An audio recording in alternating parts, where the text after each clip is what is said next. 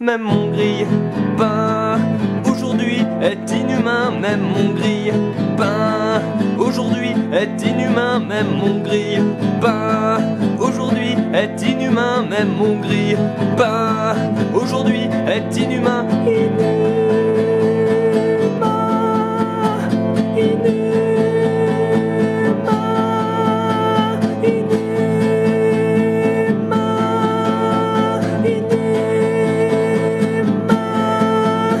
Même mon grille-pain aujourd'hui est inhumain, même mon grille-pain aujourd'hui est inhumain, même mon grille-pain aujourd'hui est inhumain, même mon grille-pain aujourd'hui est inhumain.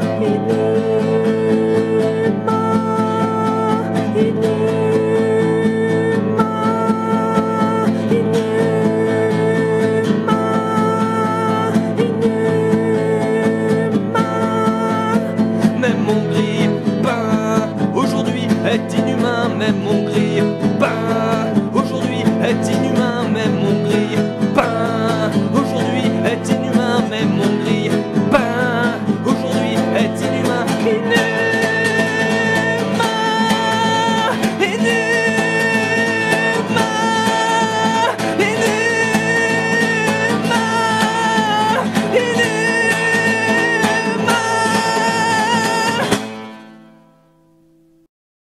Les théâtrales, c'est toujours des livres sur les théâtres de l'époque, et tout, j'ai tout ramené après. Là, voilà le film, j'ai tout jeté sur son vidéo.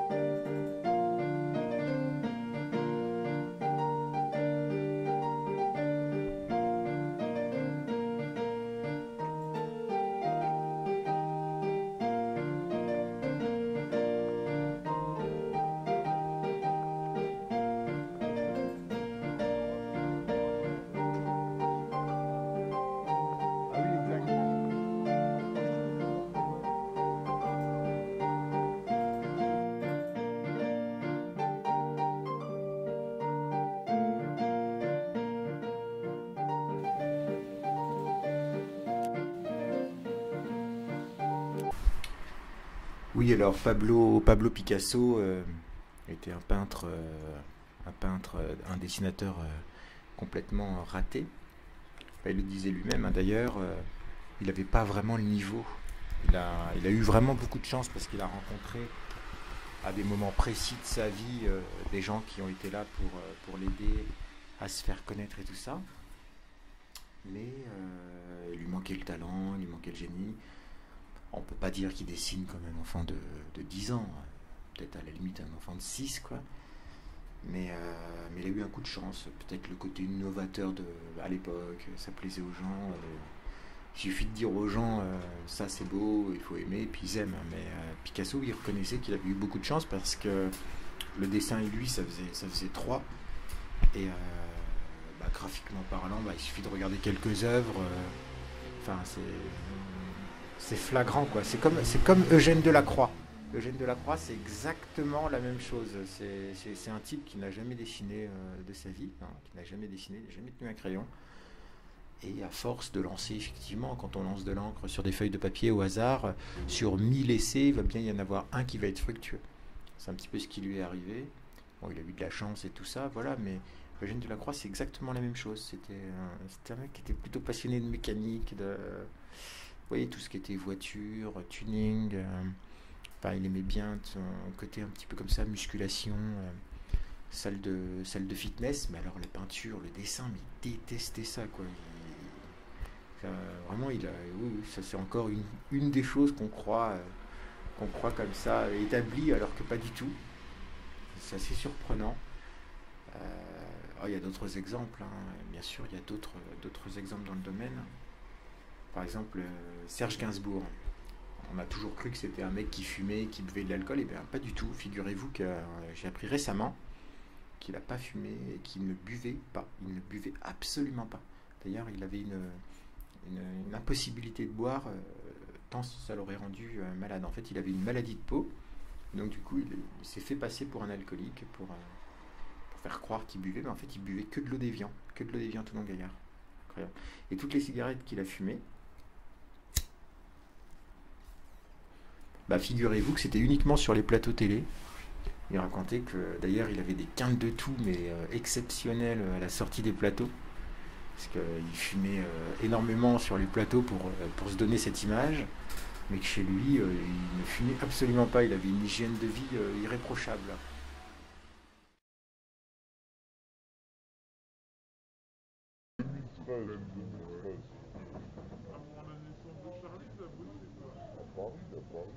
Bon, la dernière fois qu'elle a vu, on était encore à Paris.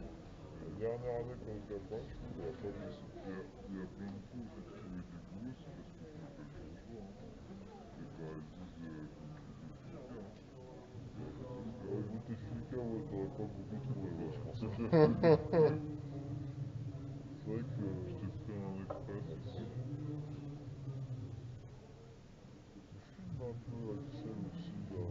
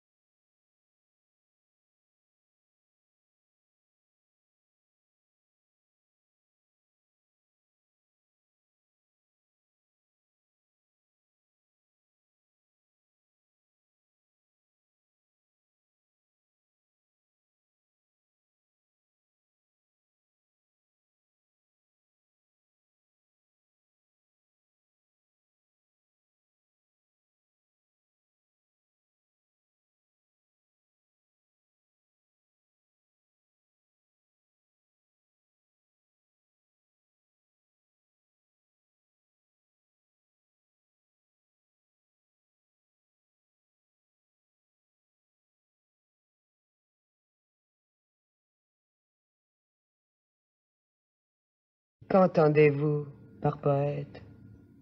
Le poète, en composant des poèmes, use d'une langue ni vivante ni morte, que peu de personnes parlent, que peu de personnes entendent. Et pourquoi ces personnes parlent-elles cette langue? Pour rencontrer leurs compatriotes dans un monde où trop souvent l'exhibitionnisme qui consiste à montrer son âme toute nue s'exerce chez les aveugles.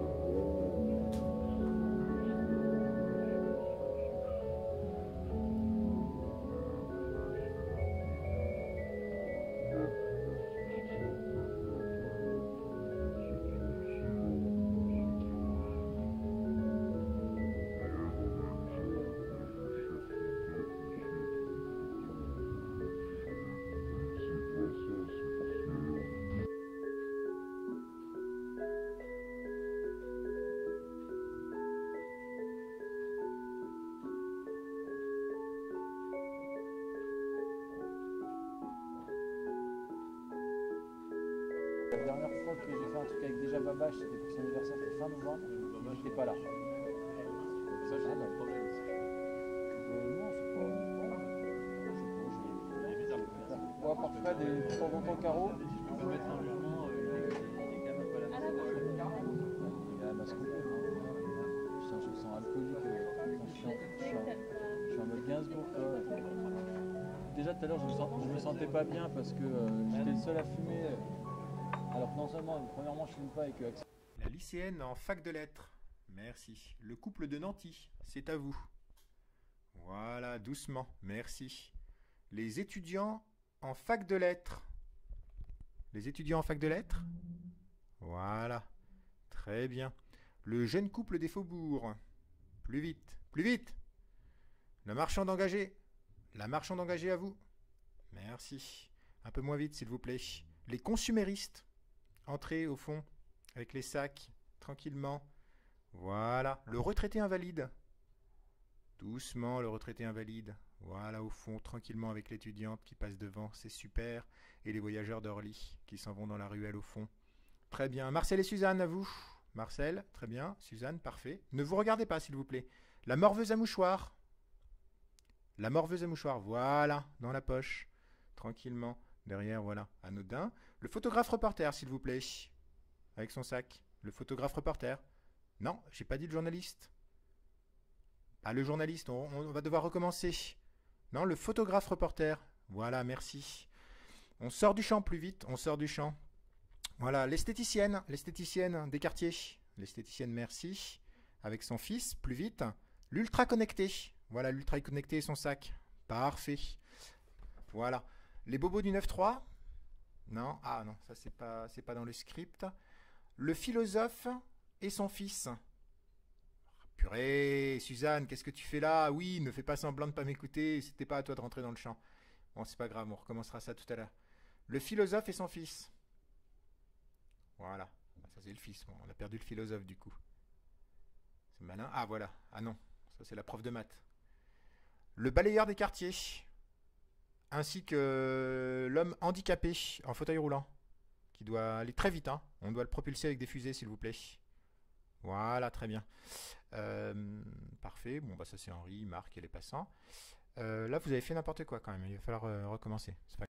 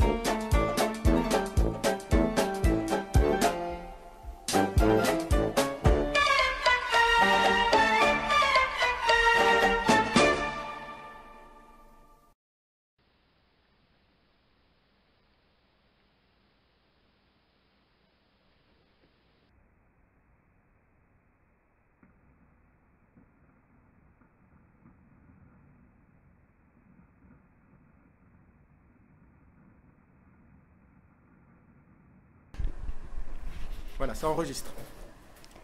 Dans un futur proche, dirigé par un État totalitaire, la population ultra-connectée est extrêmement sollicitée par les écrans publicitaires de propagande, ne dort plus.